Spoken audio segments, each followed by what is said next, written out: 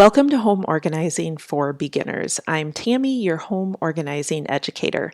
Today's microscopic home organizing topic is decluttering. Let me read to you the definition of decluttering. Remove unnecessary items from an untidy or overcrowded place. Is that how you would describe your home?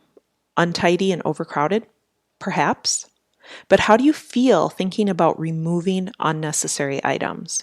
For the beginner or someone needing a fresh start, this may spur some really uncomfortable feelings, right? It does for me. What are those uncomfortable feelings for you? Does overwhelm set in at the prospect of decluttering? In this episode, I'll share the details of the problem decluttering creates. I'll share what the solution is, why it works, and how you can implement it. So let's start by looking at the problems you may see, or better feel, in your home caused by the thought of decluttering it. For many, the thought of decluttering elicits anxiety, depression, maybe even shame, not because of the clutter that you have in your home, but because you feel like you don't know how to declutter your home. You think that to be organized, you have to get rid of your stuff. Well, I don't disagree. Organizing is easier with less stuff.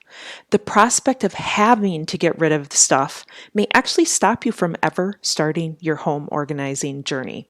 Then the problem continues because the messages we receive in our culture from places like social media and commercials is that we should want to get rid of our stuff. Our stuff is weighing us down. Our stuff is causing us to spend too much time keeping it organized. And ultimately, the stuff and the message we get from society is that our stuff is more important to us than our family. And we know that's not true. In reality, we just aren't ready to get rid of the stuff. We care about our family. Why would anybody think we don't? I might be getting a little bit extreme there, and nobody probably says those words, but that's how we can feel, right? Did you know, and I'm sure you don't, I literally saved every single piece of paper from our kids' daycare days and elementary days. They used to write up these little reports at daycare letting us know how the kids' day was, how many times they went to the bathroom, what they ate, any special things that they did, how long they napped. I saved every single one of those items. I saved their artwork. I saved some of their clothes. I even saved some of their baby teeth. What I ended up with was boxes and boxes and boxes of stuff, and I must have moved those boxes around to different storage locations like 10 times. It's, I'm sure, ridiculous, but it's what I did, and I don't feel bad for it anymore, but I used to feel that anxiety, that stress, all of those feelings used to come up because we had all of those things and society was telling me that I really didn't need to hang on to them. I had friends or family members saying, well, just take pictures and let's put them in a book. Those are wonderful ideas, but the problem was I was not ready.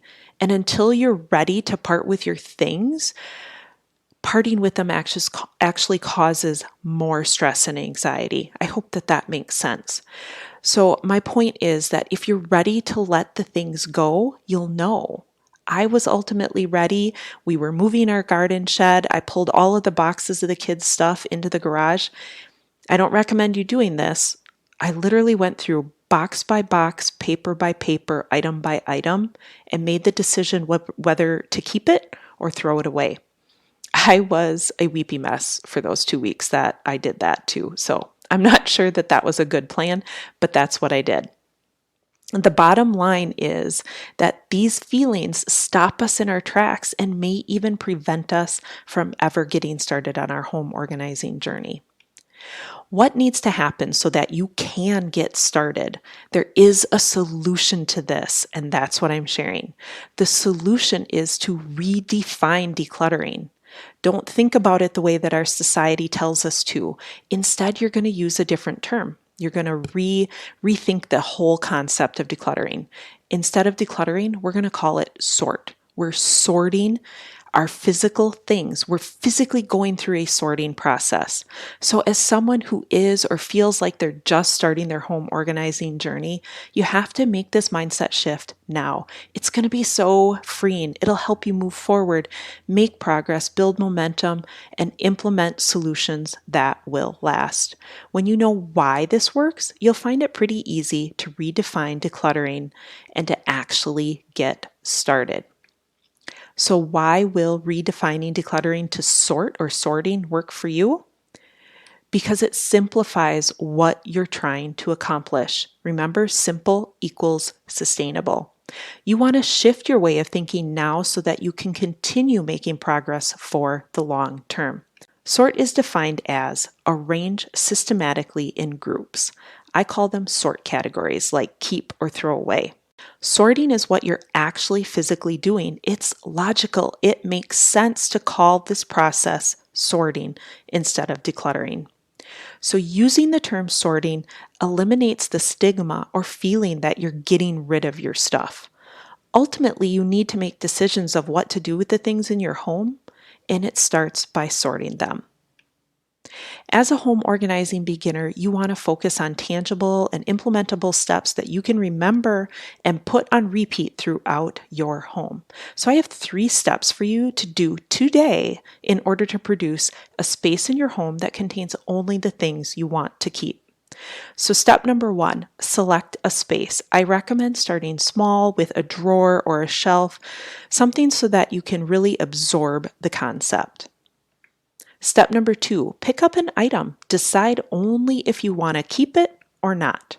Set the keep items in one pile, then not keep or trash. Just throw it in the trash, right? Step number 3, put the things you're keeping back into the space. Again, don't overlook the simple solutions. It doesn't have to be complicated to work well. These 3 steps will work for you going forward. As you walk through your home, you'll begin to look at things a little differently with the mindset of sorting as opposed to decluttering. You'll ask yourself, and maybe even your kids or your spouse, do you want to keep this or not? I have one point for you to remember as you walk away from our time together. This point is meant to help you remember what you've learned today so that you can get started, get organized, and ultimately stay organized. This week's point to remember is to sort your stuff. To learn your options to continue your home organizing journey with me by your side, go to homeorganizingforbeginners.com. Thanks so much and have a great day. I hope to have the opportunity to get to know you better.